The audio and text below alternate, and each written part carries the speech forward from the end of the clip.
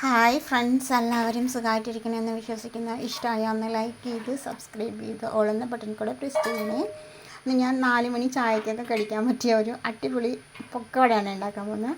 1 cup കടലമാവ് ഇട്ടിട്ടുണ്ട്, 1/2 cup ഇടിയപ്പപ്പൊടി, 2 സ്പൂണോളം പുളിച്ച മാവ്, ദോശമാവ്, 1 ടീസ്പൂൺ മുളക് പൊടി, 1/2 ടീസ്പൂൺ മഞ്ഞൾപ്പൊടി, പാകത്തിന് ഉപ്പ്, ലേശം അപ്പം സോഡ. ഇതെല്ലാം കൂടി ഒന്ന് മിക്സ് ചെയ്യാം. ഒരു ചെറിയൊരു കഷ്ണം കായത്തിൻ്റെ ഇത് ഞാൻ ചുടുവെള്ളത്തിലിട്ട് വെച്ചതാണ്. അതൊന്ന് നന്നായി അലിഞ്ഞിട്ടുണ്ട്. അതൊന്ന് അതിൽ ഒഴിച്ച് കൊടുക്കാം. മാവിൽ വെള്ളം ഒഴിച്ചിട്ട് ഈ ഒരു പരുവായിട്ടുണ്ട്. ഒരുപാട് വെള്ളം ആവാണ്ടും ഈ വെള്ളം കൂടാണ്ടും ഒരുപാട് കമ്മി അല്ലാതെ ഇങ്ങനെ മതിയാവും. അതിലോട്ട് ചെറുതായിട്ട് കട്ട് ചെയ്ത ഒരു സവാള, ഒരു ചെറിയൊരു കഷ്ണം ഇഞ്ചി, 2-3 പച്ചമുളക്, ഇച്ചിരി മല്ലിയിലയും 1 കൊത്ത് കറിവേപ്പില ഇട്ട് കൊടുക്കാം. ഇതെല്ലാം കൂടി ഞാൻ ഇതിലിട്ടിട്ടുണ്ട്. ഇതെല്ലാം കൂടി ഒന്ന് മിക്സ് ചെയ്യാം.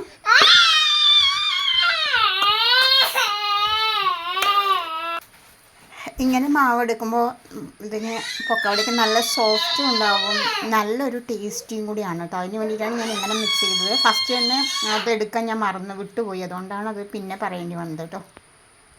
എണ്ണ ഒരു ചട്ടി ചൂടാകാൻ വെച്ചിട്ടുണ്ട്. അതിലോട്ട് എണ്ണ ഒഴിച്ച് കൊടുത്ത് നമുക്കിനി ചൂടായിട്ടുണ്ട് ഇട്ട് കൊടുക്കാം. 1 സ്പൂൺ കൊണ്ട് കുറച്ച് കോരി ഇട്ട് കൊടുത്തേ.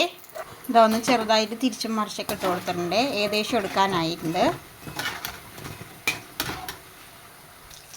അതുപോലെ കുറച്ച് സ്പൂൺ കൊണ്ട് കോരിയിട്ട് കൊടുത്തു. ഇങ്ങനെ തിരിച്ചും മറിച്ച് ഇട്ട് കൊടുക്കാം.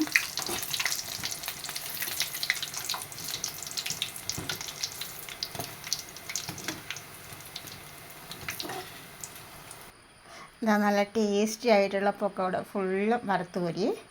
ഇനി നല്ലൊരു ചമ്മന്തിയും കൂടെ ഉണ്ടാക്കാം. ഒരു ചീനച്ചട്ടി അടുപ്പത്ത് വെച്ചിട്ടുണ്ട്. ഒരു 2 സ്പൂൺ ഓയിൽ ഒഴിച്ച് കൊടുത്തിട്ടുണ്ട്. 5-6 വറ്റൽമുളക്, ഒരു 10-20 ചെറിയുള്ളി,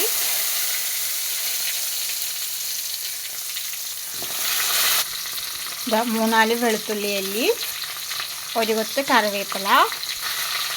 ഇതൊന്ന് നന്നായിട്ടൊന്ന് വഴറ്റി കൊടുക്കണം.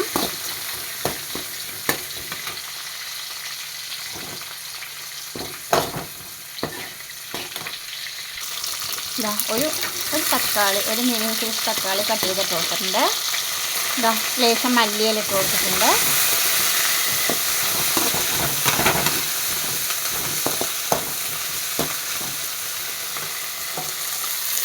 ഒരു മുറി തേങ്ങ ചിരവി ചെയ്തിട്ട് കൊടുത്തിട്ടുണ്ട്. ഇതെല്ലാം കൂടി ഒന്ന് നന്നായിട്ടൊന്ന് വഴറ്റണം. ഇതിപ്പോൾ അതിൽ പാകത്തിന് ഉപ്പിട്ടിട്ടുണ്ട്. നന്നായിട്ട് ആറിയിട്ടുണ്ട്. ഇതൊന്ന് മിക്സിയിലിട്ട് അരച്ചെടുക്കണം. നല്ലൊരു ടേസ്റ്റി ആയിട്ടുള്ള ഒരു ചമ്മന്തിയും കൂടി റെഡി ആയിട്ടുണ്ട്. ഇത് കണ്ടുകൊണ്ടിരിക്കുമ്പോൾ ഇഷ്ടമാവുകയാണെങ്കിൽ ഒന്ന് ലൈക്ക് ചെയ്യാനും ഷെയർ ചെയ്യാനും സബ്സ്ക്രൈബ് ചെയ്യാനും മറന്നു പോകരുത് കേട്ടോ.